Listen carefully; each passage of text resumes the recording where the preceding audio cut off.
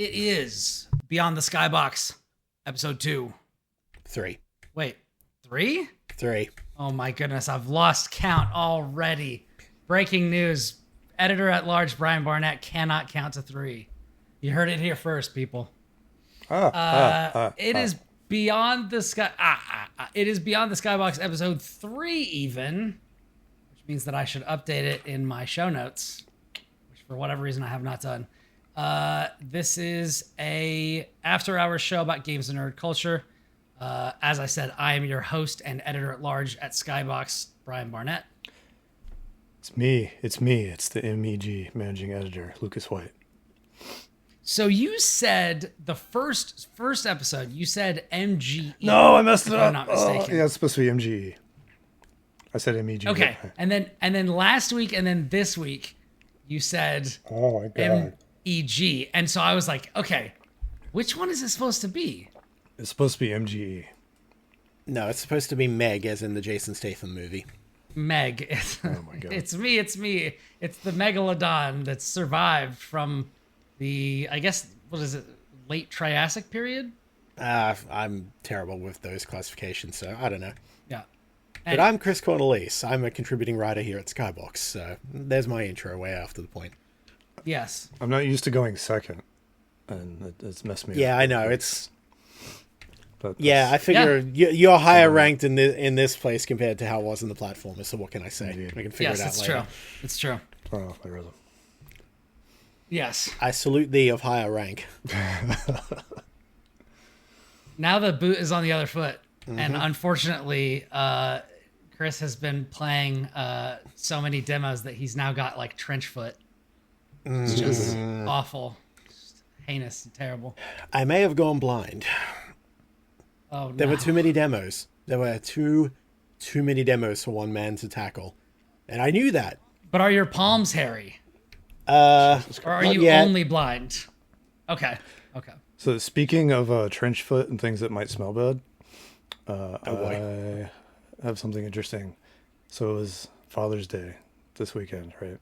Happy Father's Yes, it Day, was. by the way, Brian. Thank you. Happy Father's Day to you as well. I got a ridiculous gift. I wanted to show it to you guys. Oh, yeah? Do share. Oh my God. No. Incredible. That's hideous. I love it. So, for those just listening, I have a pillow in the shape of the infamous Sonic the Hedgehog ice cream bars. Yeah. Complete the with- ones that are completely off model and look terrible. Yep, plasticky Complete with- gumball eyes. yeah. And it's Does scented. it have the stick in it as well? Or? Yeah, it does. If you saw at the bottom, yeah. That's amazing. It's Oh God, it's sturdy, so I can just hold it up. And it's scented, and it smells Incredible. funny. Oh no. Kind of like blue raspberry, which is the worst sweet thing flavor of all time. Wow. But doesn't smell as bad as I hate that flavor, which is nice. But yeah, the bag was even like the ice cream bar bag. That's It's resealable. Very silly. I respect the commitment to the bit. That's awful and also glorious. That is the most Father's Day gift of all time. It truly is. I am in awe. Also, random tidbit. For whatever reason, Father's Day is celebrated on a different day in Australia. We celebrate it in interesting. the first weekend of September for whatever reason. That's a huge difference. Mother's That would Day, be interesting. Yeah, Mother's Day lines up, but we do it at Father's Day like way later in the year for whatever reason. Is it because fathers were invented later in Australia than they were in the West? Probably. Yeah. Again, prison colony. I can't imagine There's there a were too many, joke about them being absent because Yeah. It takes fathers longer to grow in Australia because it's in the southern hemisphere. That's There it. you go. That's exactly it. Seasons are reversed, you know? That is true. Although the crazy thing is you do not have to live in Australia to get a hot as shit Christmas. You can get those in Texas. It's Yeah, terrible. right. Thanks, I hate it. and an increasingly growing number of states, I imagine. Yep. In a ever ever enlarging? I almost said ever largening. Embiggening. Largening. Embiggening. Congratulations, you've been embiggened. Yeah. Yeah, don't recommend a hot Christmas to anyone, by the way. We get them. That sucks. It really sucks. Oh, great. Yeah. But hey, a balmy June is kind of nice. It's pretty cold here lately, by our definitions of cold. By your definitions of cold. What is your definition of cold? It has snowed 3 times in Sydney in the times I've lived here, which is 20 years. And you would consider... Yeah, and anyone who has ever been to any kind of snow would not consider what we got snow. But it was technically snow. Well, you get those late dustings. I have not seen it. Yeah. Very light That's nice. dusting in very select parts of the city, and not my part. So, yeah. I have to go elsewhere. Usually the Northern Hemisphere, and if I ever want to see snow. So, yeah. We did have, like, this last Christmas, we did have snow in Houston like it's never snowed here before. Like, I've lived here mentioning it, yeah. Yeah, for some years. And it's usually the way that you described. Like, there's, in the shadow of certain tall buildings, you'll have, like, the thinnest layer, and then by the afternoon, it's gone. Yeah. But with this, it was there for several days. And it was thick enough that people could sled. Like, there was the side of a road. We took some boogie boards that we had for the beach, and we would just sit on them at the top of the hill and just slide down. That's It was awesome. Wild. It was really fun. We built like really tall snowmen in the backyard. I made an ice prison for my daughter to be trapped in, and then dramatically break out of, on video. Hell yeah. So that, she was just entombed for a long period of time to surprise her mom. Glorious. It was great. It was really great. And Virginia yeah. just kind of makes it up each year. It's like, I Just feel like wings it. snowing in February this time. Because why not? Yep. February's had it too good for too long. Grr. Next year, I'll wait until March. Yeah. There is a saying in Texas that if you don't like the weather, just wait 10 minutes, it'll change. We have the exact same saying here in, not in Sydney, in Melbourne, different city. Yeah. My experiences traveling to that city are pretty similar, which is, where they usually host PAX Australia, so I've been there a few times. Oh, right on. Well, let's dive into some games. Let's do that. I have been playing a bunch of stuff. Some things that I cannot talk about. Some things I can. I've been playing because actually, when you are listening to this, it will not be out yet, but I will be recording, I will be recording and publishing an episode with Brogan about Doom: The Dark Ages.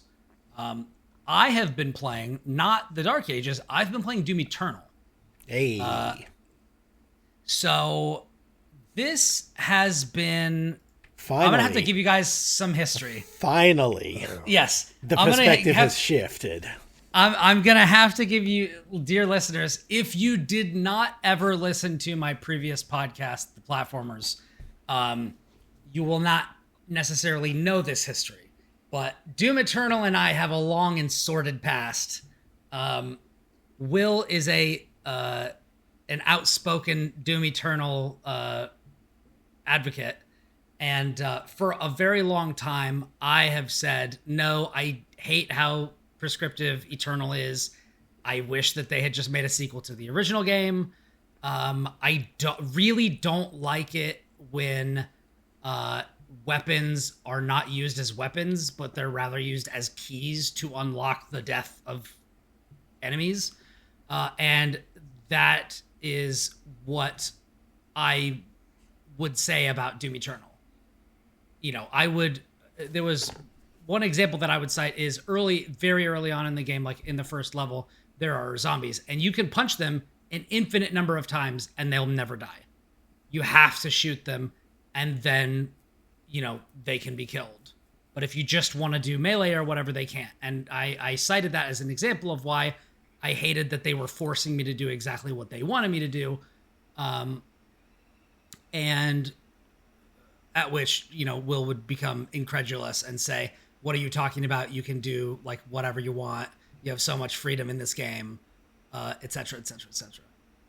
I bounced off of Eternal very early the first time that I played it because it just very obviously was not what I was looking for. And now I have played... Let me see how much time I've played. For the record, I am completely with Will on this. Like, I was always just like, dude, Eternal slaps. It rocks. Okay. And it's not really as limited. Yeah, I now have 16 hours in the game. And I will say, Doom Eternal rocks. This game absolutely rips ass. However, Past Me was still right. Okay, and you're conditional. Okay, go on. The reason Past Me was right is because Past Me did not get the entire kit. And the game feels pretty bad until you do. Or at least the full picture of what the game is does not like actually come together and start synthesizing and synergizing and becoming something glorious until you get more of the skills. Like until you get the flame belch ability, until you get like your grenades, until you get your dashes, it really doesn't feel like the same game at all.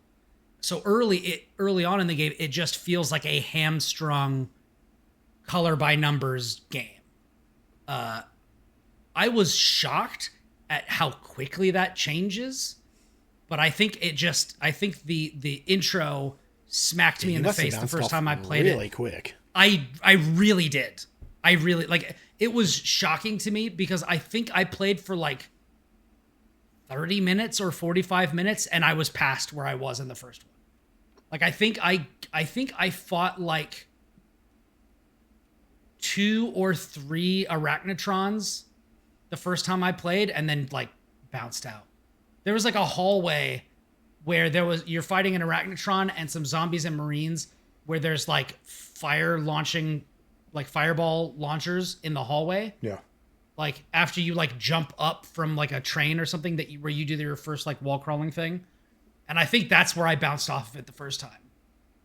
And I was just like really frustrated. And then like, all right, can I like mash my way through this if I just lower it to easy? And it was like just as difficult because you have to do the things that they want you to do. And then it was crazy because I actually had raised the difficulty. So I started on standard difficulty this time. And I actually found it to be way easier. And I don't know whether that's because I've been playing a ton of Rivals, which is a shooter, and I've been playing a bunch of like very like aim focused characters. So like I'm just better at them now. Like my sensibilities and awareness is way better. Maybe when I played it the first time, I was coming off of like an RPG or something. I don't know the context of it, but for whatever reason, it just didn't vibe with me the first time. And now I fuck with it heavy to the point where I'm just like, I don't know that I could play the first one anymore. That's the worst part about Eternal. It kills Doom 2016 for you. Yeah. Which I'm happy. Like I've said for a lot, I've been planning to go back and try it again for a long time because so many people that I normally have like very congruous opinions on action games with really love that game. Yeah, Kris, Will, other people, like people generally, Mitch Saltzman from IGN, like a bunch of people who normally I like am very much like on track with the way that they feel about action games. And this was just like the one outlier. And I was like, this is the thing about me that if you get to know me, you'll know that I always second guess myself. And I always think, is there something I missed? Is there a way that I can approach this where I will get what other people got out of it? And I'm happy to say that I am. Now I'm just really loving it. Actually, you know what? I think it might be because I literally played through Doom and Doom 2 and had started Doom 64. And then was like, all right, Eternal. Doom kick, yeah. I had just played so many Doom games. And I was just like, all right, we're rolling into Eternal, baby. Let's do it. Damn. That's fun. I'm the last Doom Eternal hater left on the planet. I'm sorry to leave you behind. Oh my god. But look, Lucas, we can't all be right. It was funny how it was like 50-50 with our little group for a while. Mm-hmm. But yeah, it's fun. I still think that the story is dumb as a box of bricks. Oh, awful. Absolutely. And terrible. It's literally, I'm literally just playing it for the action. But the guns are fun. The upgrade system is like really weird. But I don't mind it. I think it feels weird to have like all of this stuff in a Doom game, but at the same time, it's like, well, it gives me more verbs, so like I'm fine with it. And a bunch of it was also in Doom 2016 as well, and the secrets and such are a lot less obtuse in Eternal. So yeah, like they were pretty obnoxious in 2016. So yeah, it's a little weird, but I don't know. Ultimately, I think it's just there to break up the pacing, because if you were just action all the time, you would just get completely exhausted and, it would lose all meaning. There is a thing as pacing. And that's mostly what it is there, what the platforming and the searching sections are. Yeah.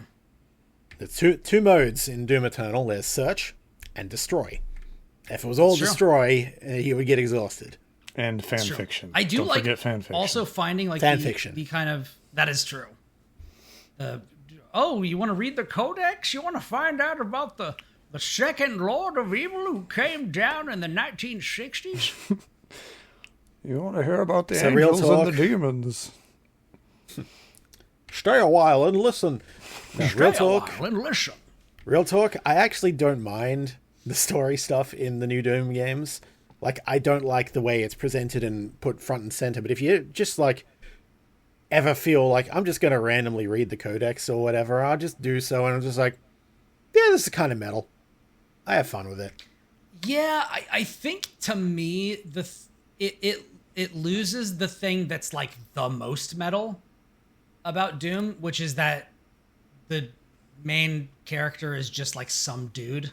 And he doesn't give a that's shit. the most metal thing of all, is that he's just some fucking guy who's just murdering all these demons, and that's not true. And that was especially true in Doom 2016, whereas in Eternal, they really mythologize him, I guess. Yeah, which I don't like, and I don't think it serves the game or the character. And they kind of do it in the first one, where it's like he comes out of the fucking tomb or whatever in the beginning, and that's kind of cool.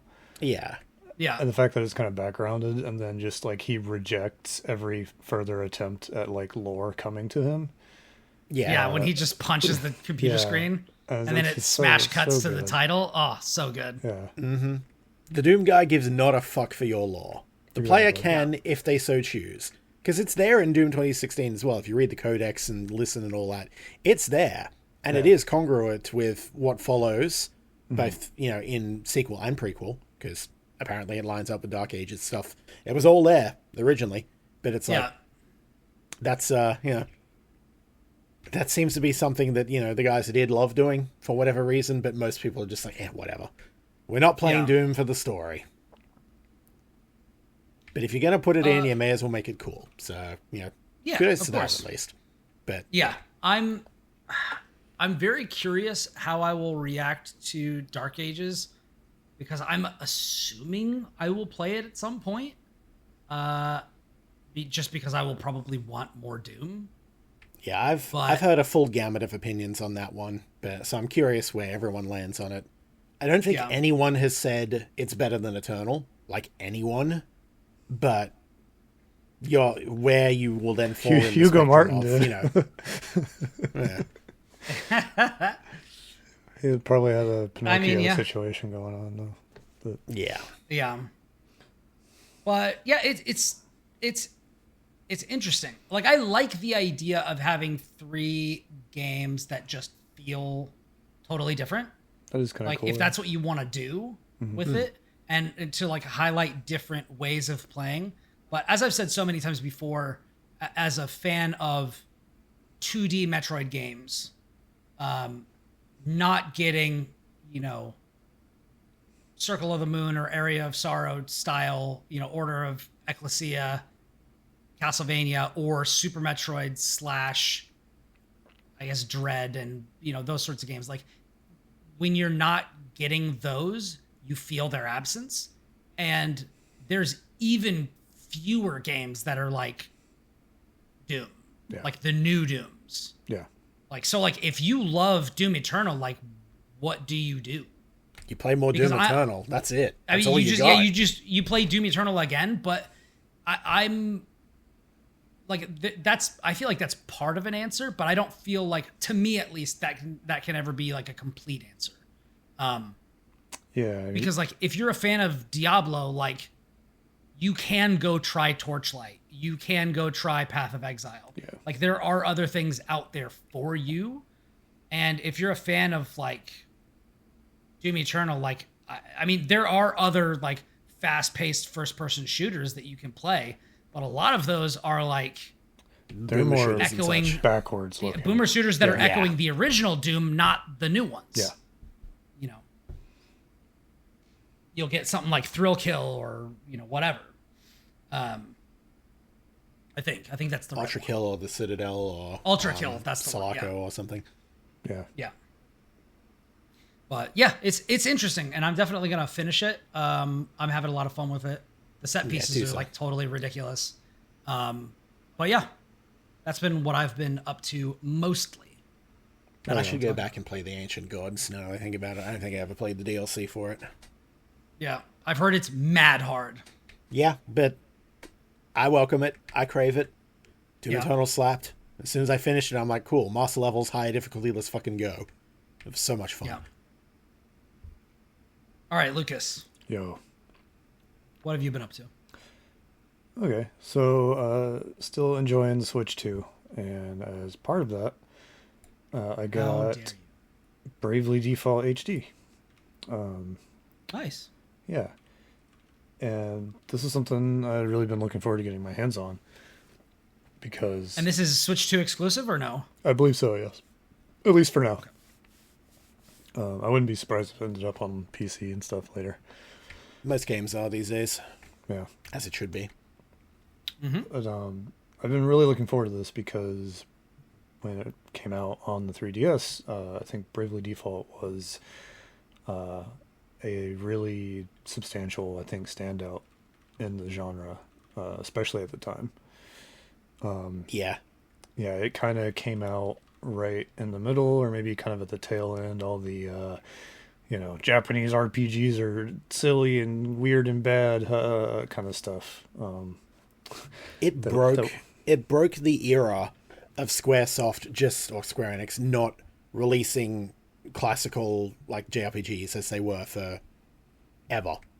Yeah, like most of the games during that part are very experimental and just very not good. The only real standout was The World Ends With You, but nothing at all classical Final Fantasy until Bravely Default came, and it's like, oh yeah, this is the FF5 remake. Lovely.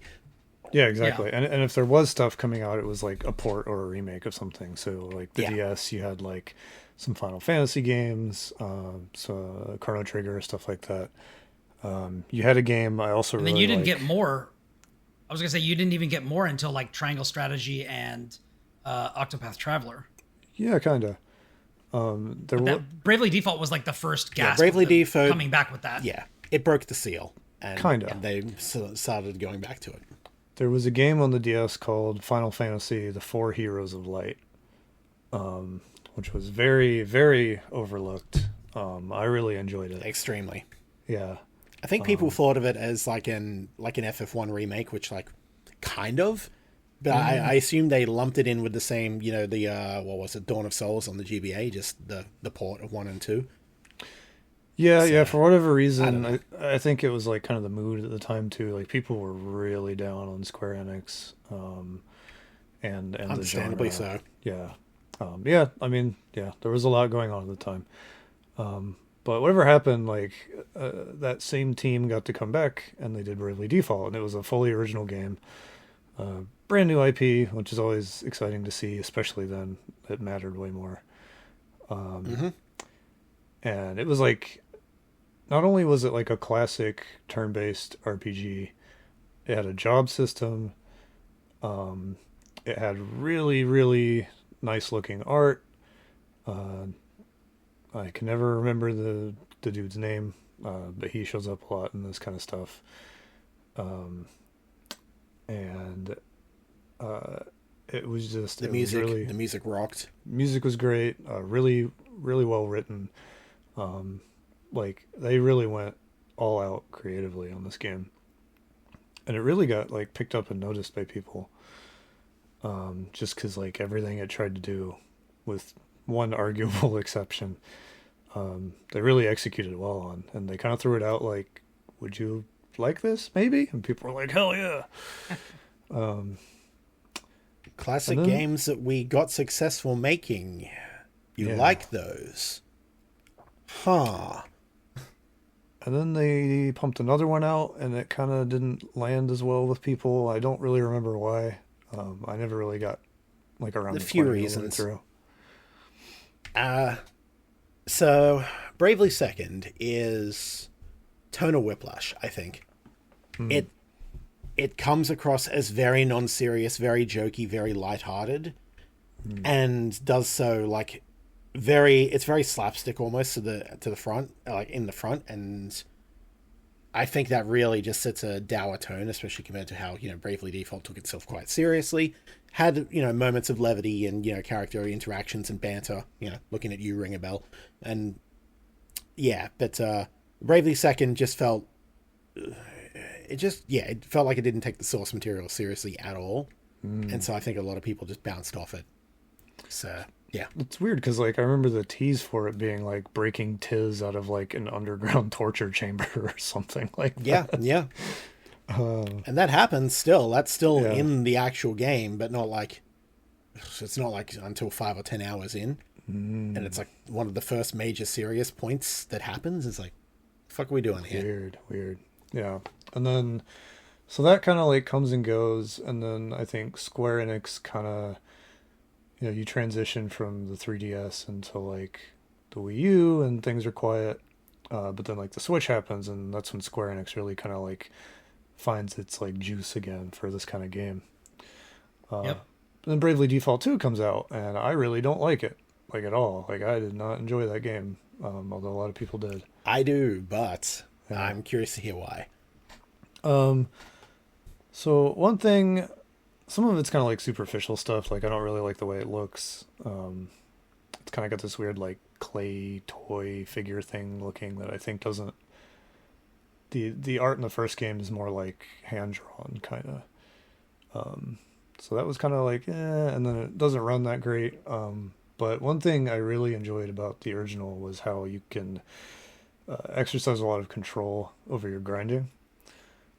So you can like it's random battles, and you can set your random encounter rate. So you can be like, well, I just want to like run through this dungeon or whatever. I'm just gonna clock it all the way down to 0, no random battles. I'm just gonna run through. Oh, but now I need to grind, so I'm gonna crank it up to 400% and just get in a fight every. I'm just gonna run in a circle and get all my shit up. And I like that because I'm someone who like enjoys level grinding and kind of these old school kinds of games, and then. You put a job system on top of that, and I'm just like good to go. That's unlimited dopamine for me. Oh yeah. Yeah. I love grinding job system experience. Like if there's ever anything where it's like get more AP, it's like yes, max that shit out. I'm there forever. I want to see stars like FFT. I want to see stars on every job. Like I want Ramza to be a goddamn like machine of war all unto himself. I'm right there with you. Yeah, so good. My playtime hours on the Dragon Quest VII remake are disgusting because of Oh god, yeah. No, that would do it. Is that Sentinels of the Starry Skies? That's 9. No, that's 9. That's 9. Okay. I forget. 7 is the one on 3DS? Yep. Or no? Mm-hmm. Well, it was originally on PS1, but yes. Yeah. Okay. Gotcha. Yeah, 9 too. I forget what the subtitle is. A ton of 9. For similar reasons. I almost played that one, but then I guess I just Oh man, dude, if you like, I think I went down to like a GameStop or something, and like even the used version was like only $3 off, and I was like, nah, I don't have the scratch for this. Yeah, those games are expensive. 6 now, and too. 7. Yeah, 6 and 7 for Dragon Quest were kind of like they looked over at Final Fantasy and said, job system. What if we did job system? And everyone's like, yes, please, more of this. Yeah, and then 9 is more of that. Fragments of the Forgotten Past. There you go. That would be it, yeah. Because, I played the PS1 version where it didn't have a subtitle, so, yeah. So anyways, Bravely Default 2 is like, oh, we're afraid of random battles again. Because we didn't go through, 5 to 10 years of this discourse already. So we're just going to walk that back. And I was just like, I hate everything about this. Fair. Yeah. So it was just like the things that I specifically liked about the first game were just kind of like scooted away for 2. And I was just, I do plan to revisit it.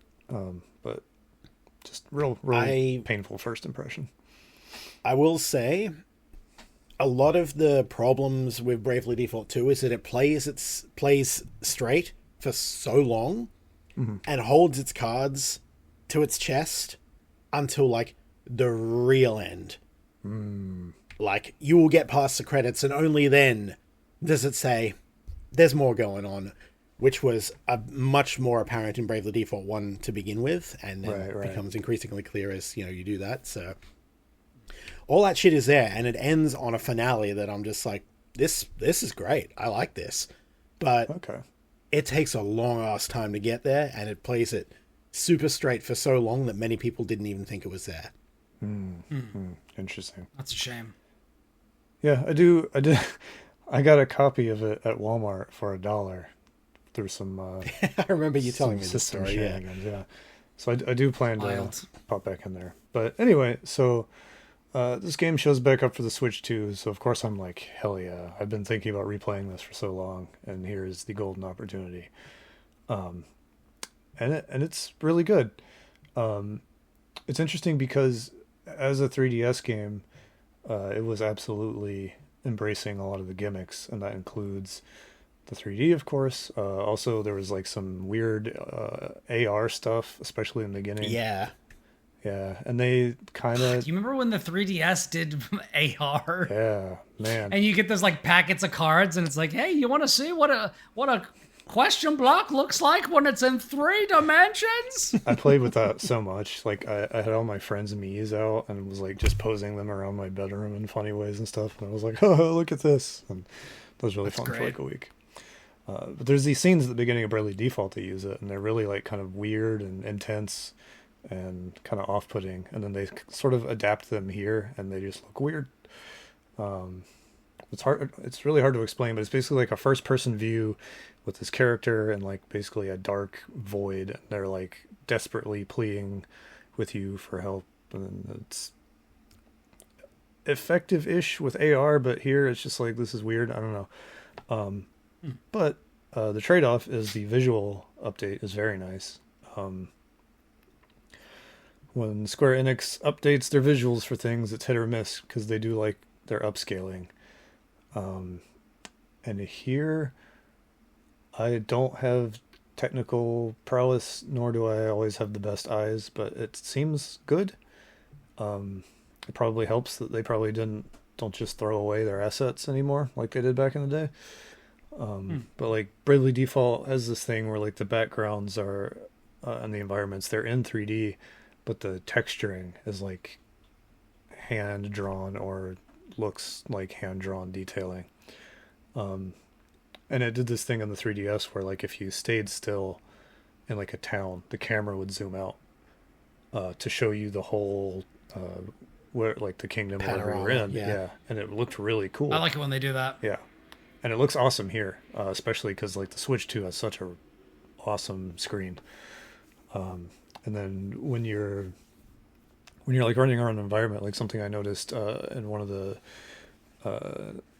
like after the first couple dungeons, you're like attacking this enemy stronghold and you're kind of running across this bridge and it's dark, and the character models have this like kind of lighting effect on them that feels different from the original, but I didn't go back and check. But it really does a good job like blending them in with the texturing to where it doesn't look like in a PS1 game, you know, when they had the FMV,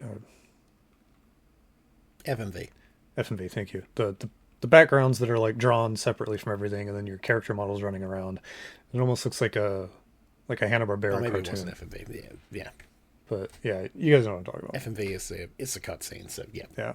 Like I know what you're talking about, yes. The pre-generated backgrounds or whatever. But it looks kind of like a cartoon where it's like, okay, here's the part that's a painting, and then here's the things moving on top of it. Here it looks more effectively blended, and so it looks really nice. It looks like there's like hand-drawn stuff, or at least the sort of like illusion of hand-drawn stuff with the character moving on top of it, and it's blended together really well. So it looks super nice.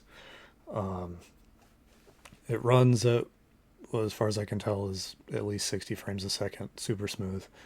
With your bad eyes. With my bad eyes, yeah. Like I can't really tell the difference between like 60 and higher than 60 unless I'm like really locked in, but I can tell like lower than 60, you know.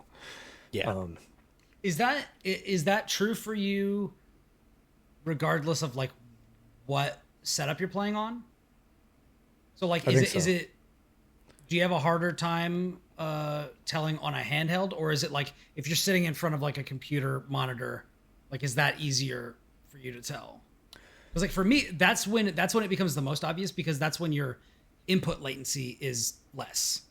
Like, Yeah. That's when I notice is when there's a discrepancy between like the responsiveness in the game and how it translates to how the controls feel for me.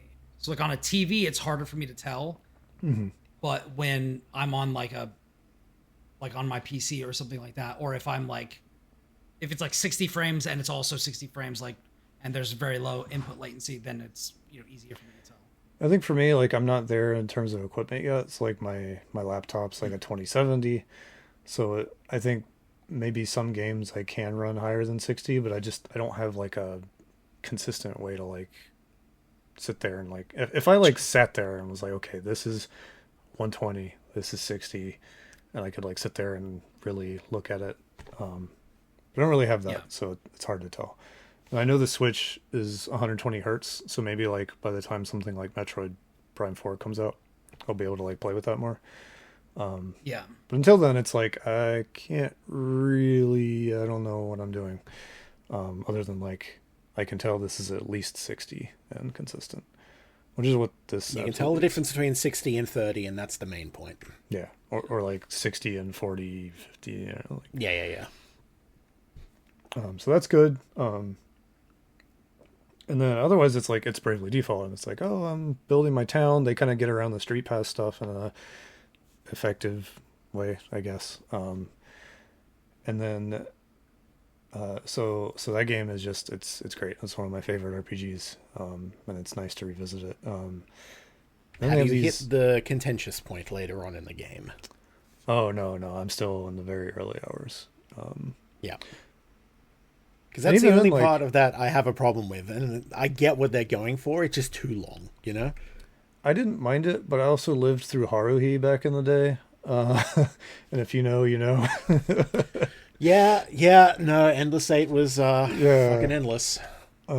This was more tolerable than that. That's for sure. But the other big thing. Throwback. Yeah, right. So the other thing with this is there's these mini games that use the mouse function on the Joy-Cons, and I actually messed with that today for the first time before the show. So they had the game at PAX, but I stubbornly was just like, I want to play Bravely Default, and then I ran out of time, so I couldn't play the mini games. So there's priorities. Oh, of course. Fool that you were. Yeah, I was a fool because I didn't realize it was only 10 minutes. But anyways, so the minigames are really interesting because it's not just using the mouse to control it, it's you use both. So it's like you're like dual wielding mice in both hands to play these minigames. I was not prepared for that. So like one of them is a rhythm music game. And it's got these really creative ways in which you interact with the note chart. The conceit is that you're holding those like glow sticks that you see in like Hatsune Miku videos or whatever, that I guess that's a thing in Japan. It is, yeah. Yeah. So you're holding, those are your mice, and then there's like a thread of light between them, and to hit the notes you have to just hold it to where they get split by that thread. And then if you gotta kind of keep the thread level and horizontal, and that's how you get like your great versus your nice or whatever. And there's another one where you just hold it and it kind of starts spinning it around, and then that'll get you your great, and then you'll get a green line, and it would be kind of the equivalent of like if you're playing Taiko or something, where it's like hit both sides really fast. This one you like hold the two mice together and orient them in the middle, and that's what counts for that. And so it's just like you're not really hitting a button in time with the things, you're like doing other weird positioning things. Yeah. And that's kind of neat. That's neat, yeah. Yes, Square Enix with like Theatrhythm and their Kingdom Hearts game, they kind of have like their own mechanical vibe going on there too, so it's like weirdly a source of interesting rhythm game mechanics. Hell yeah. They do Groove Coaster too, that one's kind of weird. Like there's a interesting history of music rhythm games in modern Square Enix where they just operate differently than most other ones you play. I think that's really cool, and it's really well thought out here too. At least I played one song. So, and then the other one's really weird. You are piloting an airship, and you've got a like vertical movement lever, and then you've got the steering wheel that like you spin it like a pirate ship, and then you've got other like doodads around the screen. There's like some levers on one side. There's a toolbox. There's this like, it looks like a gear shift and some other things, and it's like you're playing like a Superman 64 type thing where you're like going on a track and you got to go through the rings, but you have to like use the one mouse to like spin the wheel to make sure you're like in the middle, and then you got to get the like latitude correct, and then every now and then a character will be like, fucking hit the switches in this order, and you got to be like, oh shit, I gotta let go of the up and down thing and hit the switches real quick, and then get back and make sure I'm in the right position, or I gotta pull on the steam horn and then like go back and make sure I don't like veer off track. And it's like really busy. Like, at one point like a fly goes across the screen, you gotta get grab the fly spotter and hit the fly. It's just very silly, but also like really fast paced and chaotic. And again, it's just like it's a silly little mini game, but it's like incredibly thought out and complicated. Almost feels like a proof of concept demo for a full game.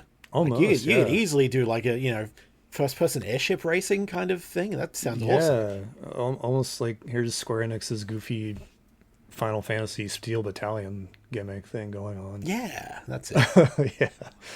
And then there's like you fight a ghost ship, and like the ghosts come at you, and you have to like fly swat them, but then you don't have to pilot the airship anymore. It's like you're dual wielding the fly swatters, and it's like, and then like a big one comes up and you got to hit it multiple times, and then it's like, all right, now it's time for the cannon fight, and then you get these two totally new devices. They're these like you like pull them back, and it's like a power gauge, and then there's like a force field that comes up, so you're almost playing like Punch Out with these like cannon firing mechanisms, and it's just like they thought of so many things to cram into this extra little bonus. That's kind of awesome. Yeah.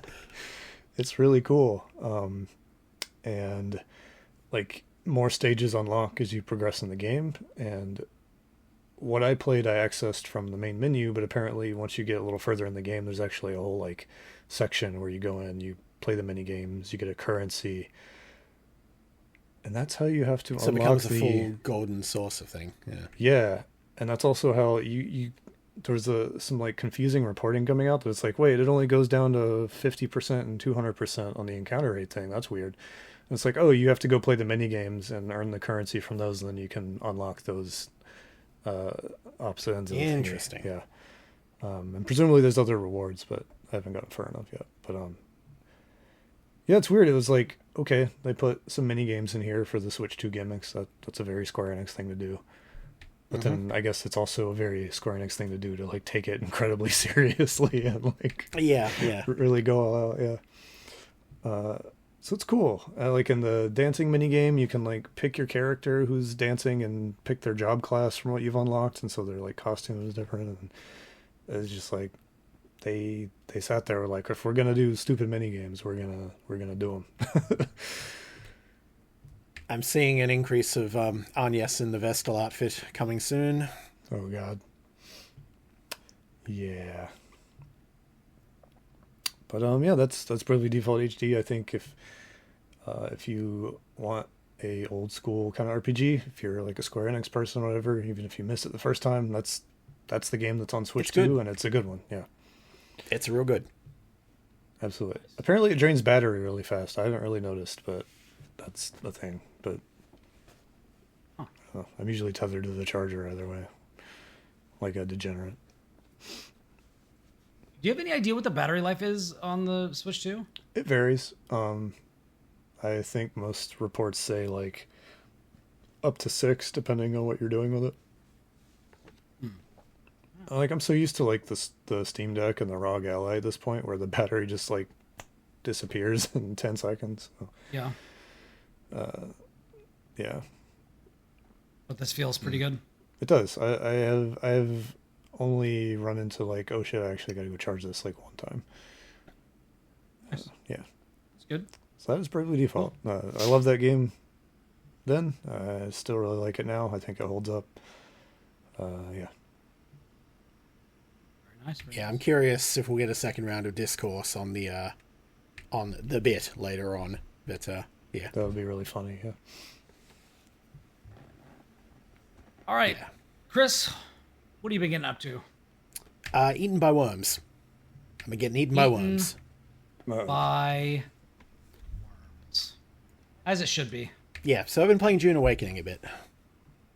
That is the new game from Funcom that is kind of MMO light, but mostly just, survival game. Like, apparently, I haven't played Conan Exiles, but if you played Conan Exiles, you kind of know what you're getting into here. It's just very Dune flavored. And, so I have put a little bit of time into that, and I'm currently only playing solo, so I don't have, like, a huge amount of time, like, building up or doing any of the PvP stuff, but it's an interesting game, because a survival game on Arrakis is, like, a no-brainer, right? Mm-hmm. Like, anyone who's read that book's go, like, that's half of what the books go into. It's just, how the fuck do you survive and thrive out in the desert like this? And it's like, yep, no, they've adapted that pretty well, I would say. And a lot of the visual flourishes and everything are borrowed, quite heavily from the movies recently. And, they've been extremely faithful to that, to the mythology and the style and the technology, especially. Like, all your weapons are dart guns and they cannot penetrate shields unless you have, like, very specific disrupting type things. And then when you get into melee, because if you find a shielded enemy, you're like, cool, melee combat time. And then you have a bunch of quick attacks. You have quick light attacks and heavy attacks, right? And if you do a heavy attack on an enemy that gets staggered, either because you hit them with a combat chain or you hit them with a heavy attack, then you do one, and then you'll see you actually do the slow blade penetrates the shield in order to actually do damage. Nice. So a lot of that is just, a lot of the combat boils down to, getting parry staggers or just finding openings to just wail on them until they get staggered and then and shield pops. Nice. So I like that. And yeah, they've put a lot of thought into how it would all adapt. So obviously your main survival resource is water, and getting that is the crux of what you do. A lot of your stuff requires it to run. You need it, obviously. The more you have, the more stamina you have. And there's various ways of getting it. Either you can, equip still suits and then just get a bunch that just, reclaims it over time. A lot of it is draining the blood of your fallen enemies and then processing it. Or you can just drink it. Yeah. You have the blood extractor, and then you can purify that in a base building. Or if you're desperate out in the wild, you just drink it raw. and that lowers your max health for a while. But you don't get dehydrated and die. Fair. So they don't encourage vampirism, but no. They allow it. Yeah, the difference between that and it's like, I'm going to die if I don't do this. I will do this. I will be weaker for it, but if I can't get back to base or whatever because sandworm, then whatever. Yeah. Weak is better than dead. Mm-hmm. And then they have sandworms. Oh my god, they have sandworms. They've done those sandworms justice. That shit is terrifying. Excellent. That's like the main thing for me. It's like everything else is like you can get it a little bit off, but like you really got to capture the sandworm. You hear those fuckers all over. You hear, and you can see like hints of worm sign and shit like that. But the gimmick is that when you're doing building and survival and stuff, most of it will be on, rock pillars amongst the desert or whatever. But then in between the worms can't go near that. But then you cross out into that and you get onto the open sand, and that's where the danger comes in. Because at that point you get a vibration gauge, and I'm sad to report that walking without rhythm does nothing. I tried. That is the one thing that they did not adapt. Sucks. But that stinks. But the louder you are, the more you will attract the worm. So if you're just walking or running across the sand, the vibrations they will eventually show up. Vehicles, you get across faster, but they're louder, and you have to watch out for shit like drum sand, which just it's really fucking loud, and the worms will just go, oh, what's that? But then, if and when the worm shows up, and there's usually at least one in every like kind of sub-zone of the game, because it's kind of broken up into mini open world style thing. There is at least one sandworm in every sub-zone, and you will get little notifications on your map whenever they breach. So you'll see sandworm breach, which means it's over there, and you're like, cool, I can make a run over here now. Because when you start running and whatever, they will come for you. And when they do, you'll get the vibration meter suddenly gets really, really big. Worm pops up nearby, kind of gives you the music gets very hype and everything. It'll breach, kind of wave around for a bit, and it's like, this is time to go. Get to the nearest rock immediately, or drop a thumper if you have them. I haven't got those yet, but I know they exist. Or hope that somebody lures the fucker away. Because if you don't, it then comes for you. And when it comes for you, it eats you, and you lose all your shit. Oh, man. Death is, not too bad a consequence for the rest of the game, for the general combat. You can just go pick your stuff up, you'll lose a little bit, whatever. Anything you are carrying, any vehicle you have or whatever, gets eaten by the worm, is gone. You do not get it back. It's the worms now. It's the worms. Yep. Nice. So that's it's really impressive to see those fuckers pop up, and then you get the oh god kind of feel as you just sprint for the nearest rock and then do all that. And so they captured the Dune vibe really well, I think. A lot of the look and lore and everything is touched on, and the premise is interesting as well, because it's kind of like an alternate history where Paul Atreides was never born, where Jessica. Oh, interesting. So it starts off with a cutscene. Excuse me, I'm just gonna have a quick drink. Got to keep my hydration levels up. You know how it is. Oh yeah, absolutely. Can't have any best more way to drinking store on the best podcast. place to store water is in your body. So. Anyway, so the story concept is, again, Paul Atreides is never born. Lady Jessica does as instructed, has a daughter. As a result, she rises in the ranks and becomes a truthsayer, which means she's able to detect Dr. Yue's bullshit before it happens and prevent all of that. And so because the betrayal never happens, Leto never dies, and so they then just go, all right, cool, full-on war of assassins. Dune is now a battleground. So it's a big old Harkonnen versus Atreides war with the Sardaukar getting involved and everything as well, and it just goes off the rails from there. And that leads to... So it takes place during the same period of time. Same period of time. Just in an alternate universe. Interesting. So I haven't got to the full extent of the stories yet, but it is an interesting gimmick. Like, it opens up with Paul Atreides basically saying, this is a vision I have seen of a world in which I did not exist, and going through all that. But as a result, this setting, the Fremen do not rise up. They actually get heavily exterminated. You barely interact with them, and you're basically being sent by the Bene Gesserit Reverend Mother to go find traces of them for whatever reason, which I haven't discovered yet. I'm not far enough in, but that's the gimmick. You're there to find the traces of the Fremen.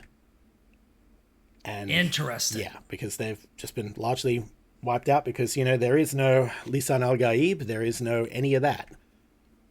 There's no Muad'Dib. But you do need desert power. Mm-hmm. You do need desert power, and the Fremen do have it. I'm very curious if they get into like Lady Jessica's like grandchild, because like if you know about the Bene Gesserit's original plan, like Paul arrived early. He was a generation early.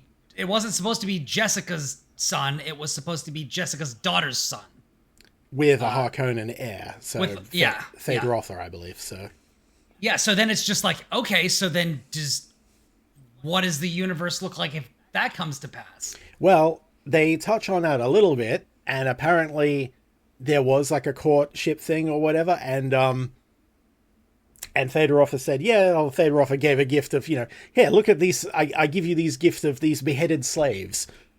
Look at all these heads I gave to you, and didn't take kindly to that, being an Atreides. Yeah, being an Atreides, they're not a big fan of that. But yeah, so that's all going on, and I'm sure the Bene Gesserit are like, fuck, how do we make this happen? Just fuck already. But so there's Duncan little Idaho hints still around, and such of that. Still rolling about. You got Gurney Halleck, you got Duncan Idaho up in the mix. They're mentioned. Gurney Halleck is mentioned. He is the War Master of the Atreides at the moment. And is my boy Thufir Hawat in the mix? He's mentioned, and in fact, when you start the game, you have a class system, and one of the classes you can pick you be a Mentat? You can. That's what I picked.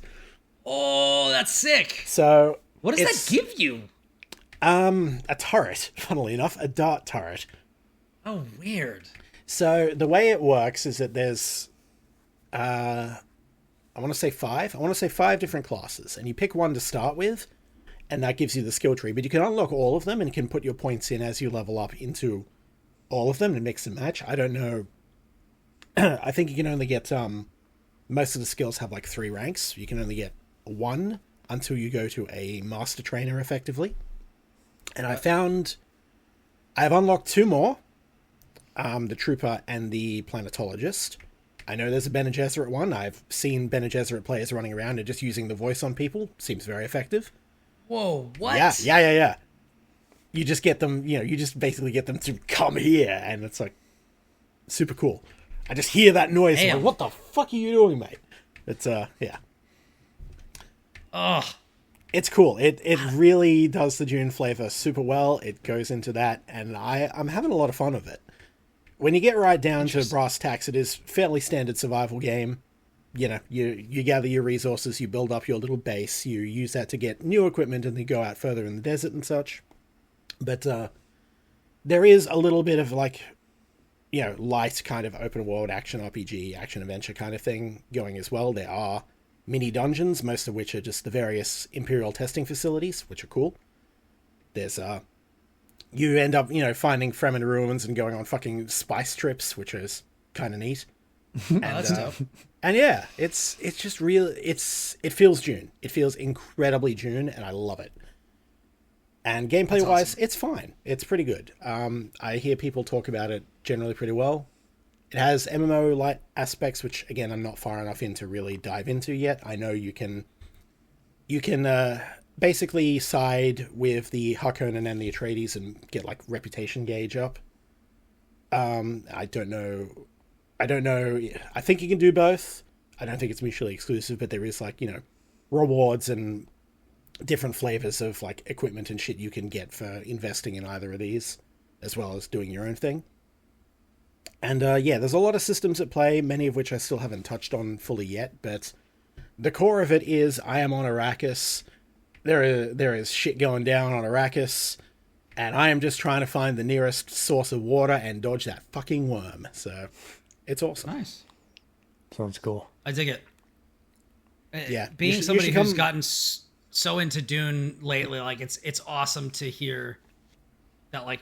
Yeah, I think you in particular would really like captured. it, so come play with me. It'll be fun. Oh, all right. I'll have to figure out where I can jump in.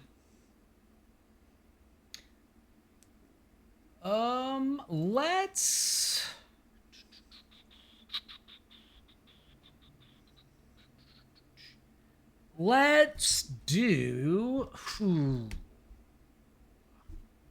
So Will isn't here this week, and so there were a bunch of questions. He's sick because he went to SGF and he's traveled like 6 times in the past month, and he just it got to him. He has the contagion, yes. The PAX bugs. Yeah. So the questions that I was going to read from the listeners this week, I actually am going to put on 1 week delay. However, we can answer some questions if we would like to. Of course. I think I'm gonna switch it up a little bit, and we're not gonna do like a huge 3-question block. I think we'll just answer one now, and then we'll go to another topic, and then maybe we'll answer another one before the end of the show. Works for me. We'll kind of see how that goes. Okay. So, this question, this is a question that I resonate with a great deal, particularly talking about MMOs, grip games, team shooters, like I've been playing a bunch of Rivals, all that sort of stuff. This question is from Murph. Tank, healer, DPS, or crowd control? Lucas, do you have an answer for the people? Yeah. So I think in the context where this has only ever applied for me is Final Fantasy XIV. I am exclusively a gunbreaker, which is a tank that thinks it's DPS. Blue DPS, we call it. Yeah. I love Gunbreaker. It's so fun. It's so fun. So, basically, for me, I struggle with things that are very complicated in terms of, like, memorizing sequences of buttons and managing resources and all that stuff, especially in, like, a high-pressure environment. Like, where maybe, 3 to way more than 3 players are relying on you doing your job. So with tank, at least in this game, I've been able to kind of like worry more about what I'm doing specifically and less about everything else going on, which takes a lot of that pressure off immediately and quickly. And I don't know, it's nice to be able to kind of like participate in the group and be useful, but be useful in a way that doesn't involve memorizing lots of things and is more like, all right, I'm going to hit my buttons that I need to hit. It's going to make it to where when things hit me in the face, I shrug it off or shrug it off enough to be able to, get healed and take the next one. Your health bar is the only one that matters. Yeah. So definitely tank. You would probably like playing Bear Druid in WoW. I did that for a long time. Tanks are quite similar in most MMORPGs in general, and I think once, like, depending on the complexity of cooldown management and threat management or whatever, depending on which game has what, they still tend to be the easiest of the big three roles, I find. Like, DPS is the most common, probably, and the one that most people gravitate towards, but and you can do those, like, you do all this at a basic level, but DPS tends to be the ones that they really have to push themselves to excel. You really have to get that, long string of rotation down right, especially in FF14, where that that shit can last like a 2-minute rotation, you know? Oh, yeah. Yeah. So, yeah. But for me personally, I'm actually a healer main in most things. It varies from game to game, but if we're talking specifically FF14, Scholar, my beloved, with a side of Sage. I don't do as much healing in World of Warcraft because the Scholar and the Sage does not exist. There is no analog. And none of the healers in WoW do it for me quite as much. So I'm a DPS there, but I've also been, I have tank and healer alts and such. But for whatever reason, I tend to gravitate towards healer. Usually because it's in demand, I guess. It's like, that's true for hero shooters as well. It's true for hero shooters as well, although in Marvel Rivals it tends to be we need more tanks and healers. You can usually get a couple of healers. You can't get good healers, but you can get a couple of healers. You can get some healers. They won't be good, though. Or it'll be like Adam and Mantis and Ultron. Yeah. Like, we have triple support, but it's not really triple support. We have triple support. No one's pressing their healer buttons, but... Yeah. Again, green DPS to borrow the FF14 term. Yeah. Healing looks so incredibly difficult. All respect in the world for healers. Because, Jesus Christ. It can be the hardest, but so much of it is just, we are the safety net for everyone else's fuck-ups. And if they do their job right, we don't have to do much at all. Yeah. The trick in FF14 in particular, FF14 has a really interesting rhythm because I want to spend as few global cooldowns actually casting a healing spell as possible. If a fight goes well, I am only casting DPS and using my off global cooldown spells to keep the party topped up. And then just do like bigger things and cooldowns to mitigate that, because that's largely what Scholar is. It's like the more you know about a fight, the better you succeed as a Scholar, because then you kind of like pre-plan and go, I'm going to use this ability at this point, I'm going to use this cooldown at this point, and there's a lot to juggle. And some fights have been super stressful as heals, but I love it. I get a real kick out of it. So maybe I'm just a masochist. That's who knows? No, I mean, because I also have enjoyed that. Like, there was the last stint in my WoW raiding experience, I played a restoration druid, which I really like. I like throwing like healing over time abilities on basically like everyone and just getting tons of kind of ambient healing. Rejuve the whole raid. Basically, like Swift Mend, all that sort of stuff. Like, very fun, like kind of a trickle of healing over a long period of time and then burst healing when you need it. I found that to be interesting. But that was basically just because I was playing Druid, because I couldn't decide what class I wanted to play and I didn't want to level alts, and Druid can do everything. Yeah. What role do I want to be? Yes.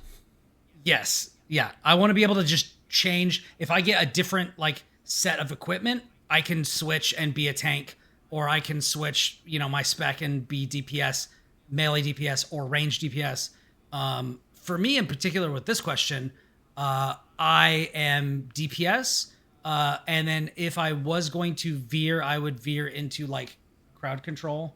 I played for a long time in World of Warcraft. I played Warlock, and then for a while, Warlock actually. I was a Warlock main for a very long time, and so like you would fear people, or you would have your succubus like seduce them and take them out of the fight. A DPS who has the ability to do not just DPS, but who has like extra tools that can do kind of interesting things. If you're playing a mage in WoW, you can like sheep somebody, or you can, if you're a priest, you can shackle them and keep them out of the fight for a long time. I like those sorts of things. I typically also gravitate towards like DPS classes that have like some flavor to them, like some evil flavor. So like if I was a tank, I would be, in WoW, I was a Death Knight. Or if I was a DPS character, I was a Warlock.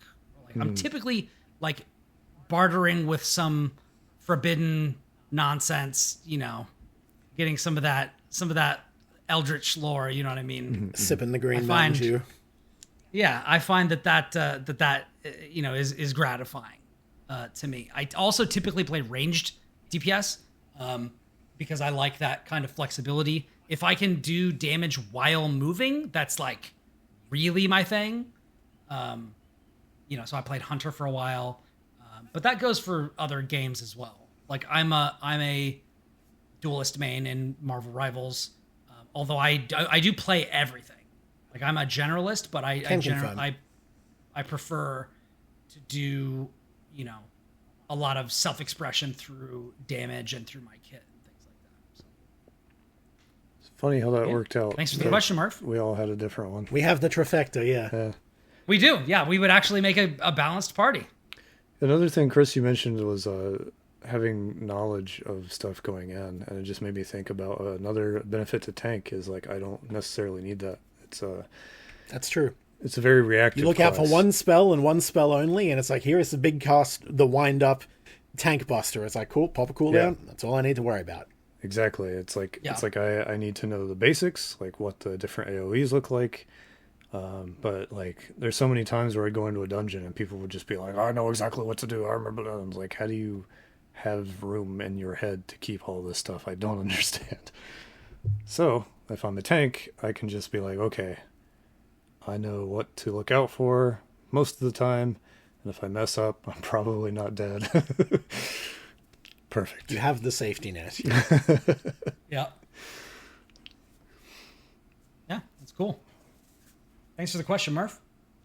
If you are listening to the show, you can hit us up on Discord and drop your questions in the Beyond the Skybox questions channel, and we'll answer it on the show. There you go. Lucas, did you have something else that you wanted to talk about this time, or is it my turn, actually? I believe it is your turn now, and then I go after you. It might be my turn. All right. Well, I will just jump into a little something that I've been getting into. Just 2 games real quick that I've been playing. 2 one-word title games that are just fun and chill. Well, I mean, one of them is not chill at all, but we'll get into that. So I've been playing this game called Trails, which the devs sent me a key for. This is a very, they describe it as a cozy puzzle game. It came out May 29th. It's on Steam and Itch.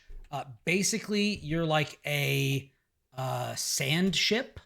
And it is a grid-based game where you are trying to get your ship from the starting location into kind of the end zone. And you'll have 2 ships, and you will plot out the course through the grid, and they cannot backtrack. And if they cross each other's paths, they can't do it at the same time or the ships will crash. So they will kind of take it like one turn at a time. It's kind of set it up and then let it go type of a scenario. So they're small grids, but there will be like different things that will affect the amount of time that it takes to get through a place. So if you go through, like a cactus patch, you can, like, your boat will stop there. You'll pick up a cactus and then you'll go and you can path them through a village who wants one or something. Then there's like a water tower that stops you there for 2 turns while you gather water. So like you'll have to balance where you send which of your ships so that they'll not be in the same place at the same time to get them to where they need to go. I'm finding it a lot of fun. I think I'm like half or 2/3 of the way through the game. I'm just playing it, chilling on Steam Deck. But yeah, I enjoy it. Yeah, I was just looking at the trailer while you described that. Yeah, it seems pretty cool. Yep. Nice. It's a Berlin-based worker-owned indie dev collective called Purple Sloth Studio. And yeah, they reached out and were like, "Hey, check this out." And I was like, "Sure, yeah, it looks fun. I like puzzle games and stuff like that." So figured I would let everybody know. I think it's like mad cheap too. It's it looks like $10. Yeah. There's a lot of puzzles in this one, so yeah, check it out. And I just will. Is there a demo? Yeah. Anyways, yeah, I dig it. And then the other one I got as a gift from my Follow Me on This Walk wife's cousin's boyfriend. Interesting. Kris knows him. This is Nick. Somebody we play Rivals with. He sent me this game that he's been really obsessed with called Noita. Noita. Oh, so you know about this? Okay, I know about this. I've never played it myself, but one of my real life buddies is very obsessed with this game, and I have heard some stories of how ridiculous it can get. So, please. Yes. So, Noita is a game where you play. It's a roguelite where you play a sorcerer. And the main way that you interact with the world is through magic wands that you will pick up on your runs. So you begin, it is a physics-based game, and it is also a voxel-based game. And every pixel in this game is simulated. And is beholden to the physics engine. So you'll start out and you'll have a wand that shoots pew, pew, pew, pew, pew. And that's good for fighting enemies. You'll also pick up one that maybe has a bomb in it. And so when you shoot that out, it will oh my God, I'm gonna date myself here. Like Scorched Earth. Oh yeah. You will deform the terrain as you're going around. So you'll shoot a grenade or the wand will summon bombs, and you'll shoot it out, and after a short delay it will blow up. When it blows up, it will set fire to everything around it. That fire will propagate. All of the rubble from the explosion will fall down, and you better not let it fall on you or it will light you on fire. If you get lit on fire, you need to jump in water or something to put it out. You can also have potions with you, and unlike other games, when you tap the potion button, you don't just it's a binary. Oh, you drank it and you're healed. No, you pour it on yourself, and so it runs down you and then onto the ground, and then whatever it is just around you. So it's you can have an oil potion, and you can pour it on you, and you better not do that if you're on fire or you will explode. And then the oil will go all on the ground, and it will propagate, and the physics of the liquid will go all over the place. There's all kinds of acid that you can find, and you better be mega careful with that, because if you have a potion of acid and you don't toss it away from you, it'll just melt through you. Jeez. Or melt the entire world. It'll just melt through the dirt. Yeah, I've heard stories of chemical reactions causing, the entire freaking world to dissolve and just end a run like that. Some of the stories you get out of that game are wild. It's very silly. Also, a thing that is really, really cool about this game that I didn't find out until several runs in is that your wands have slots in them. And the things that your wands do are determined by what things are in those slots.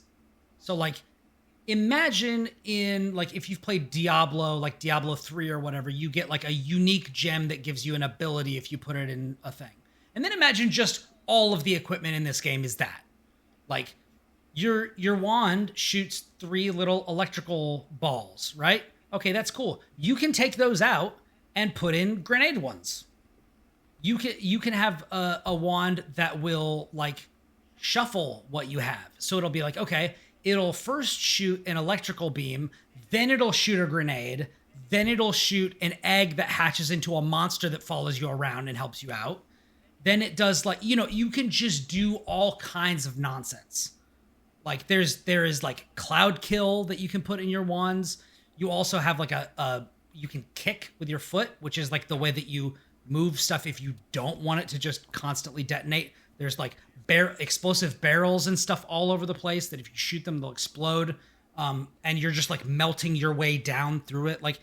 Imagine if Dead Cells, you could just destroy everything to make your way to the end. It's wild. This game is wild. Yeah. Yeah. Many a story I've heard about this one. You also have like a built-in jetpack, kind of. Like you have like a levitation spell, but it shoots you like a jetpack. So that's another way that you kind of get around. And basically, other than that, you're just kind of always going down. And you'll get to like a gate at the end, and then you'll have an in-between area where you can like buy new stuff, pick up like several free upgrades that you can then like take apart and put back together however you want. You can find wands and different abilities and potions like out in the level. It's just really wild. Yeah, it's crazy. It's really crazy. I think people should play it. It's very silly and fun. There's just a lot of crazy stuff you can do in this game. And what was that called again? But yeah. Noita. Noita. Noita. Okay. Yeah, I'll get around to it one day. Real wild. Hell yeah. Anyways, yeah. Lucas, you got something else you want to talk about? Yeah, I kind of had an interesting experience last week. Kind of a little outside the realm of video games, but related all the same. All right. So everyone's been freaking out about Final Fantasy and Magic the Gathering. Indeed. Yeah, especially like in our space of media people. It's just been like, it's been obnoxious. I say lovingly. I want in. I can't. The rarity and the cost is way too great here. Yeah. Australia just did not get enough, and it's all just been inflated to high hell in terms of price. So I am looking forlornly over at you guys doing that. So please tell. Yeah, so me and card games aren't always interested in each other. I used to play like hella Pokemon back, I think like kind of just out of like high school, and I kind of had like my first job, and I had a friend who played like Lifetime. So I kind of got into it with him, and I was like buying packs, which I'd never really done before, and like building decks and actually like participating in official play or whatever. It's kind of cool to like, you know, you get your cards, you build your decks, you get stuff for playing. It was fun. The Magic was always like really intimidating to me. Very complicated, tons of different cards, lots of rules. So I kind of steered away from it. And then there was another game I got into, especially really get into fighting games. It was called UFS at the time. I think it's something different now, but it was like Street Fighter and Soul Calibur. I think Tekken was added to it at one point. And I had a really sick Ukiyo from Samurai Showdown deck that was too sick, so it got banned. And that's about when I quit playing card games. Cause, UFS stands for Universal Fighting System. Yep. The whole thing was like, what if we adapt kind of the flow of a fighting game, but into a card game? So there's like blocks and highs. So it's Mugen, but a card game? Yeah, basically, yeah. Especially, they got really desperate at one point and started licensing anime and stuff. Mega Man, Street Fighter, King of Fighters 13, and Darkstalkers. King of Fighters, that was the other one, and Darkstalkers, yeah.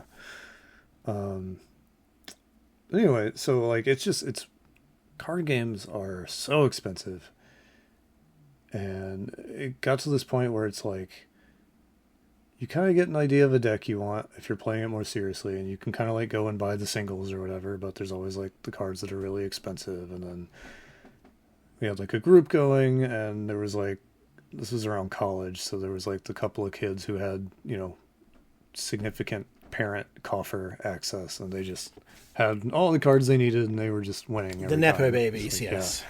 I was like, well, this isn't fun anymore. I'm done with card games forever.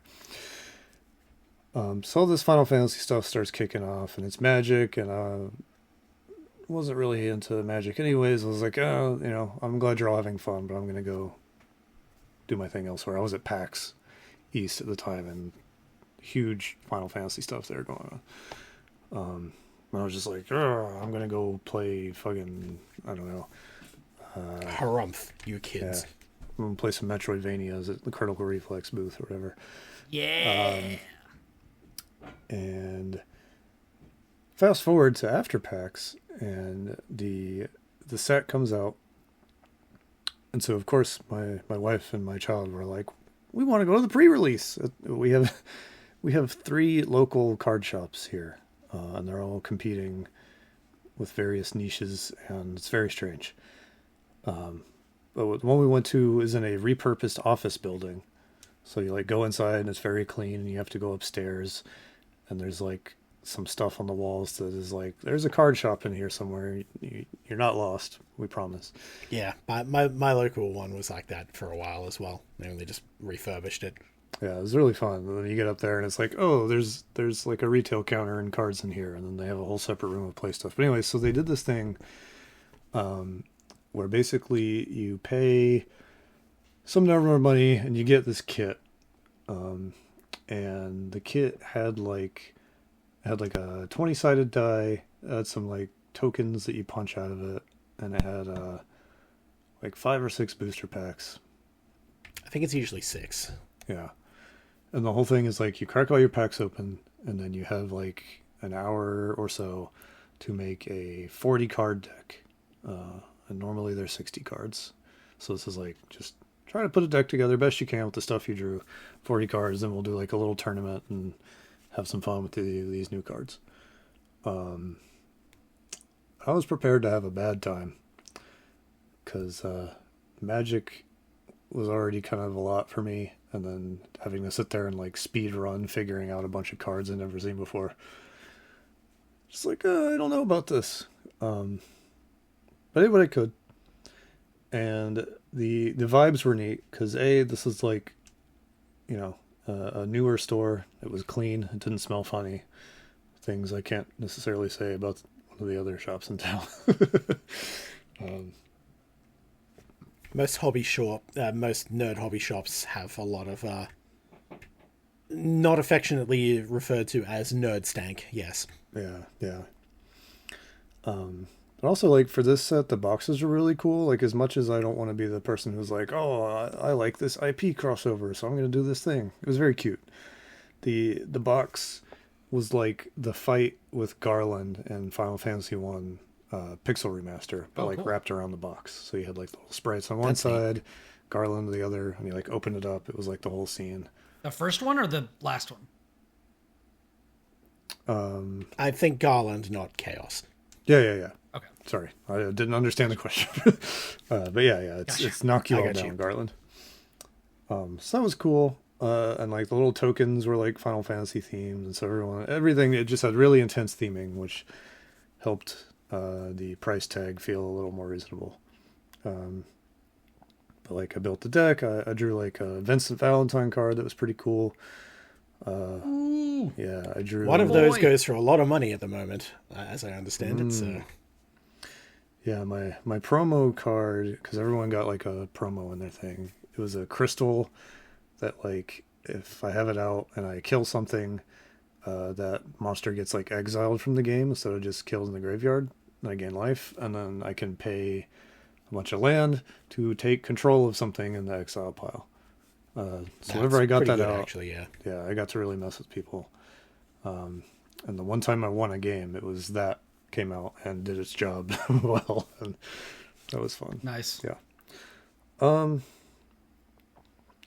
So like, all this is to say, it was interesting being curmudgeonly about something, and then having to do it anyway, and then kind of having fun with it. It doesn't really have anything to do with the game itself. Yeah. But it was neat, and it was admittedly cool to like see the different art, because like you have a pretty wide range of artists on this set. Like they're taking it. You know, like I don't have the experience with Magic, so I know they've been really leaning into this IP thing, because who isn't? That's how you make money these days, I guess. Desperately playing, you know, gambling with licensing fees and whatnot. So it seemed very cynical, but at the same time, like they seemed to really take it seriously. Like anything that had art on it had credit for the artist that drew the thing, even on like the little cardboard deck boxes and stuff. They've always been doing that artists since the day one, thankfully. So that's really cool. The card art, like sometimes they'd have like something from the games itself. They'd have like a still from an FMV, and that would look really bad. But then other ones were like really drawn, and it was exciting to like open a pack and someone would get keeps like, dancing. Yeah. When will she stop? Like they had this thing, I guess, where it's like there's the card, and then the card can come in like multiple different variants of the art. Yes. From like here's the art in the little box, and then here's that, and it's shiny, and then here's the one where it's like the whole card is the art. And so that was exciting. Then they had like, you would either get a token, which is like, here's your little 1/1 hero or bird or whatever, and that would be relevant for something other. Or it would be a art card. And it didn't really do anything. It was just a cool, full little piece of art that somebody drew of something in the game. And like one of them was like a mono art of, I think it was Heidelin from 14, if I said her name right. You did. Yeah. And then one of them was like, here's Vivi from Final Fantasy IX, and a really cool drawing. And so it was like, as cynical as it was still cool to like open the packs up and have like cool art of neat things from Final Fantasy. It's cynical, but it's not a cash grab, I think is the best way to put it. They took the time, there is care, there is, respect for and freedom in the artists there. So I'm with you. I'm very much of two minds because I play Magic and I've played for a while, but it's become its own. It's losing its identity in favor of crossovers, recognizable IP, all of that. Yeah, and I don't like that. I don't think that's good for anyone in the long run. But if you're going to do it, you may as well do it well, like put the effort in, and more so than any of their others, the FF one seems like they've really put that in. So, yeah. I also noticed there's like so many different permutations of like things to buy now. I feel like it used to just be, here's the booster packs and here's the starter decks. And now it's like, well, here's the starter kit with 2 decks, and then here's the commander decks, and then here's the box of booster packs. And then here's the slightly bigger box of booster packs. And here's the collector's booster packs, which is like $40 or something absurd. But I guess all the cards are like shiny, or there's like unique cards you can get or whatever. But it's just like, there's a secret layer, and I still don't fully understand what that is, but it seems obnoxious and expensive. It's just like, good Lord, it's like NFTs almost with these games. Yeah. It's Wizards of the Coast. It's Hasbro. They're just late stage capitalism, man. They're just trying to find whatever kind of money they can, and it's become a massive freaking speculators market. Just Magic in general is like that. There's so many people who just they don't play. They don't give a shit about any of it. They're just there in the hopes that they get a lucky crack, which they can then resell for whatever, because it happens to be the variant that has the rare variant that has the cool art or anything. It's just, I hate it. It sucks. And they've doubled down on it so much, and it's like, you cannot reasonably collect. You cannot reasonably collect everything anymore. And like, there was never a massive collector game to begin with, but it's like, it's utterly impossible now. It's, except for the supremely rich, and the people who are really suffering are those who are just trying to play the fucking game. It's like, I would like this card because it is a good card and is good for this deck. No, that will be $500 because it gets a lot of play in, the tournaments or whatever. And it has this one specific art from this one. It's nuts. I hate it. I can sit here and bitch about the Magic scene for ages if I really had to, but it's ugh. I've noticed with other games too. It's like they want you to, they cycle out their sets to, so like they got to keep printing them so they can keep the game going. So they're like, oh well, every 3 sets, all the old stuff isn't tournament legal anymore. So if you want to keep playing. Outside of your kitchen table, you got to keep buying it, and then because it's so heavily like speculated on now, and all these motherfuckers are like fighting for packs, at Walmart and everywhere. Like, it's like the people who just want to play the game just like can't, unless they're also willing to pony up all the extra cash. And it's like, it just seems so frustrating to get into. Like, it was everything fun. is too expensive these days. We're seeing that in video games as well. The price point for entry is too fucking high. Yeah, it was like fun to have these little 40 card decks, And then it was fun. Like, I also got the starter pack that comes with 2 60 card decks just to like kind of brush up on the game, and that was fun. But then it's like, fuck, if I want to like come back, if you want to go any further than that, not happening. Yeah, it's like it's so overwhelming to even try to like make a deck just with the meager amount of stuff we had. And that was 3 of us playing, plus our friend, and it was cool. I won 1 match out of my 3, and then my kid won 2. So we got like a nice little stack of booster packs afterwards. Bonus packs, yeah. Yeah. But it was still just like, well, we can kind of make decks out of these, but don't really feel good about what I've got here, and they sure are out of things now. we came back just to play casually a little bit, and they were just out of stuff entirely. And yeah, the FF stuff is just like, it's gone. Yeah, how do you just try to play the game at this point? It's interesting back and forth. Not the FF ones, yeah. Yeah. Yeah, or proxy everything. Yeah, basically. Proxies are growing in number quite a lot for that exact reason, and yeah, my table was against that for the longest time, and then they hit the point where again they were doing the alt art, the speculative art, and everything. We're just like, fuck this, fuck you. We're gonna print out the exact deck we want in foil for like $40. Yeah, peace out. The starter kit I got also came with digital codes for Arena, so I thought about checking that out. I downloaded it earlier. I've got these codes, and maybe I'll check that out. But I imagine it's just going to be like, buy stuff, buy stuff, buy stuff, buy stuff. Yeah, it's similar. You still have to. It's its own ecosystem of purchasing and such. So, granted, everything will be in stock at least. They also, yeah, they also gate your ability to engage with stuff until you've like finished the tutorials, and I found that a bit laborious. But it's not like super out of control. I didn't think, at least. Yeah. It was interesting. Went from being like, I'm gonna watch this from afar, to like, oh well, that was fun, to like, I don't know what to do now. Yeah. The problem is that the variant of play that pre-releases have is what they call limited or sealed, which is, again, you're given the cards on the day, you crack them open, make what you have, and then you don't have to worry about it. And that's fun because it's just one and done. Yeah. Like, what you get is what you get, and then you build out of that according to your skill and play that, and that's cool. Anything more than that, when you get into the constructed formats, it becomes more expensive, it becomes more competitive, and then it just scales out of control from there.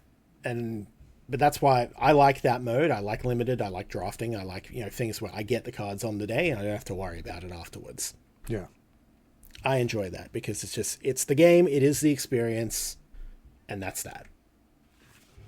But going anything further than that, then you get in the whole everything else, and then it just becomes very difficult to approach. And even in just my local group, like, I tend to be on the weaker side of power just because I don't buy that many cards. Yeah, I only buy a few and tweak a few, and that's about it. It seems like one of these things that's like very quietly, like, if this was a video game, it would be called pay to win and lambasted. Extremely, probably. Yeah. But that's how trading card games have been from the start. It's pay to win. That's all there is. Yeah, I'm intrigued. My buddy Josh was talking about, like, I forget, it wasn't called like a living card game, but like there's versions of card games where they're not collectible, but basically everybody who buys the game has every card, and then you can just build whatever you want. That idea is way more appealing to me, but at the same time, that can't really exist in the same way that Magic does. Right. Yeah. As like an ongoing thing, which is a shame. They become more like kind of board game stand-ins where like this is static to an extent, but then you can kind of customize your experience like you do with like house rules for Monopoly or what have you. Or legacy games, just changing the board up permanently. Yeah. Yeah, but in trade for that, you get something that is more of an equitable experience where it isn't pay to win, but you pay a heavy cost that I think is the reason why those sorts of games aren't nearly as popular. Yeah. Like, another thing I'm thinking about is like, okay, so even if just like with my family, like if we want to play this casually, maybe we show up at the card shop and, you know, take up a table and whatnot. It's like, if we're just interested in this Final Fantasy set, like what are we looking at in terms of like having a time limit on it being available? Then how does like the secondhand market react to like, oh, you can't buy this anymore? Is that a thing? I don't know. Not well. a lot of questions there too. It's like, do we have like a 6-month window to get booster packs or it's usually a bit longer, but they churn out so many sets these days. Like, yeah, like it was more of an event when they brought out a set previously because they didn't do as many, but obviously they do so many because they have to keep new stuff coming in to keep the income stream coming because the number must go up. Yeah, it seems like it's been super rapid fire, even just like hearing about things and not even really paying attention. Yeah. It's become super obnoxious. It's just dissuaded me from getting further invested into Magic. And a lot of my friends are just at that point where like, we love this game. We love playing this. We do it weekly, but fuck. Just capitalism has come for it hard. Yeah. One upside to like the secondhand market kind of discussion is that once these things are like out of rotation, they kind of aren't that valuable. Like they gain value for not being in print anymore. But they lose value by like, you can't take this to a tournament. Right. But Magic is different again because there are different rule sets and different formats which allow this. Yeah. So they'll rotate out of standard, but you can still play them in modern and vintage. Gotcha. Which just allows just about everything. But at that point, you're playing with everything, and so only the competitive rise to the top. So most cards will be cheap, but then you get the few that are, you know, highly sought after because they're played a lot in their modern staples or whatever. Those, if they don't get reprinted especially, thousands of dollars, you know? Ooh. Yeah. Yeah. Your Black Lotus type shit that you can do in a combination that is just insane. Yeah, it's just an amazing card, and was released in the first set when they didn't know what the hell they were doing, and they would never reprint that now. Not only is it banned, they did a version of it later that was much weaker and more balanced, and it's also banned because it's still too good. Welp. At least they tried, I guess. Yeah. Yep. Yeah, it's pretty good. It makes like Arena being its own little money sink thing kind of a bummer because it's like it makes me think of like, you know, Yu-Gi-Oh! That always has like a million different video game versions, or like the old Pokemon game on Game Boy where it's like it's not the same, but you still kind of have this like condensed singular version of it that you can just play and build decks, and you just buy the game one time. Yeah, just do that for Magic. Yeah, I mean, there's a reason why a lot of people have opted to. Yeah, there's a reason why a lot of people have opted to use like Tabletop Simulator for that instead. Just because it gives you more control. Yeah, or MTG Online or other things like that.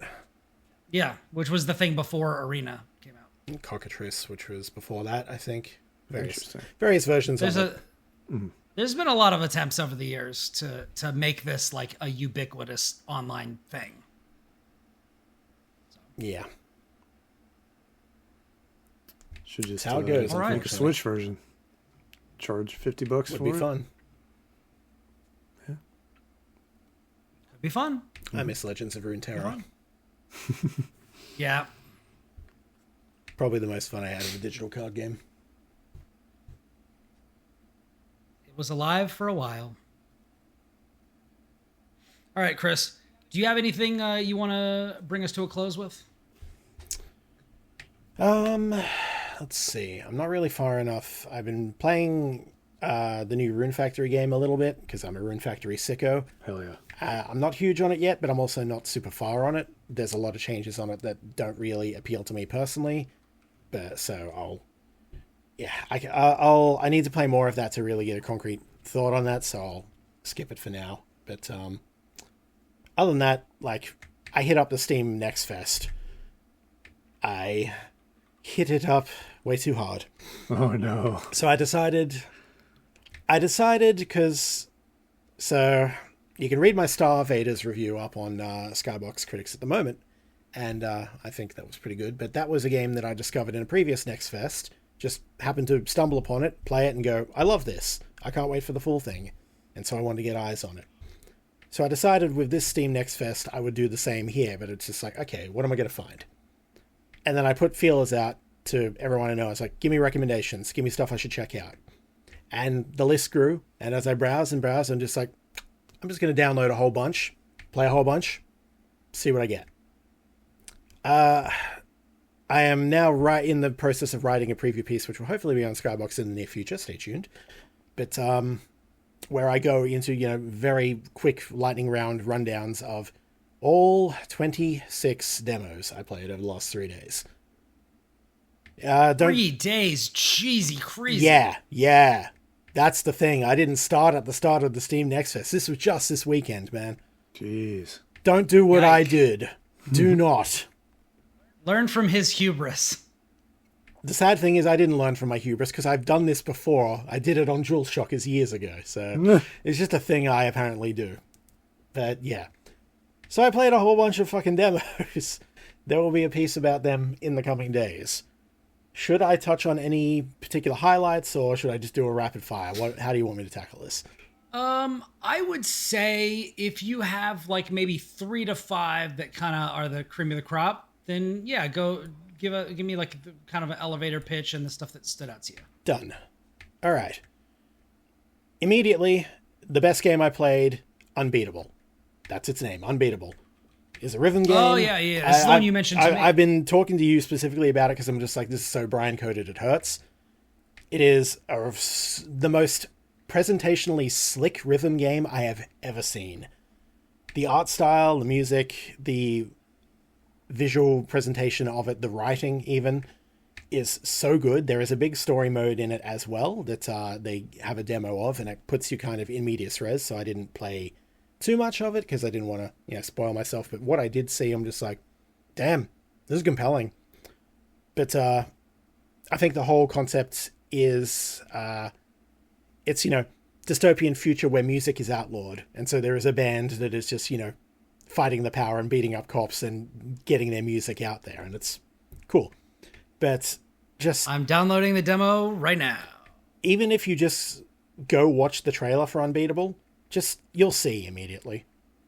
I can tell you everything that trailer looks like is in that game, and it plays sick, and it looks sick, and it sounds awesome.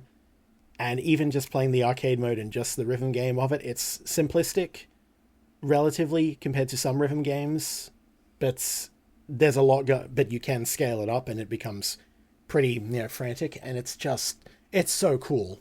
It's the coolest fucking game I've played in ages. It's so cool. Nice. Love it. That's Unbeatable. That was the highlight for Steam Next Fest for me. What else? I played Fleetbreakers, which is what if FTL was a real-time strategy. And awesome. That's what it is. It's like, I love real-time strategy. I love FTL. The two blend really well here. It took a bit to get going for me.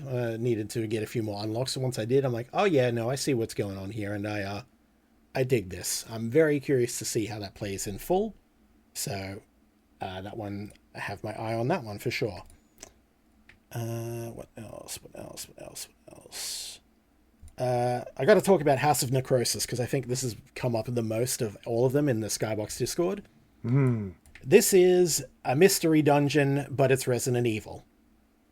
It's just like, Lucas, you probably, it's just straight up mystery dungeon. It feels like any kind of early Sharon the Wanderer game, but it's Resident Evil coded.